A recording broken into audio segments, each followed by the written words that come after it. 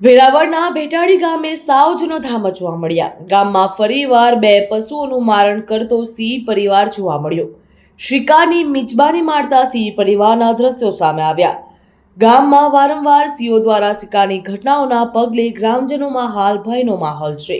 One વિભાગને જાણ કરવામાં આવી છતાં પણ વન વિભાગનો સ્ટાફ ઘટના સ્થળે ના પહોંચતા ગ્રામજનોમાં રોષ પણ જોવા મળ્યો. માનવ જીવને હાનિ પહોંચાડશે તો જવાબદાર કોણ? સિંહોના આતંકના પગલે ગ્રામજનોમાં ફફડાટ ફેલાયો.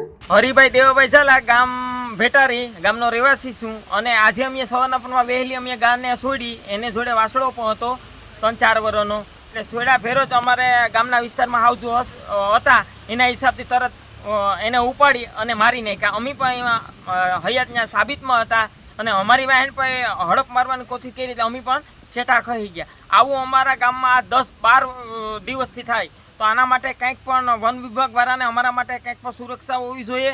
બાકી અમારા બાળકો, અમારે રોજ સવારમાં ઉઠીને બાળકોને પણ મૂકવા જવાના હોય, તો કાલ સવારે અમારા બાળકને પણ આવી અસર થાય તો અમારા માટે કઈ એના માટે બંદોબસ્ત, અમારે ખાસ કરીને બંદોબસ્ત જોઈએ ને આની સહાય જોઈએ. હું વિનંતી કરું કે આ અમારી ગા અને અમારા વાછડો આજે હોય ગયા એની પણ અમારે સહાય થોડી ઘણી, પણ અમારે ખાસ કરીને કે અમારા ગામમાં 12 થી 13 વર્ષથી આ પ્રોબ્લેમ છે અને 12-13 દિવસથી આ જાનવર ગામને ફરતા આટા મારે છે. તો અમારી વિનંતી છે કે આના માટે કંઈક પણ કરો.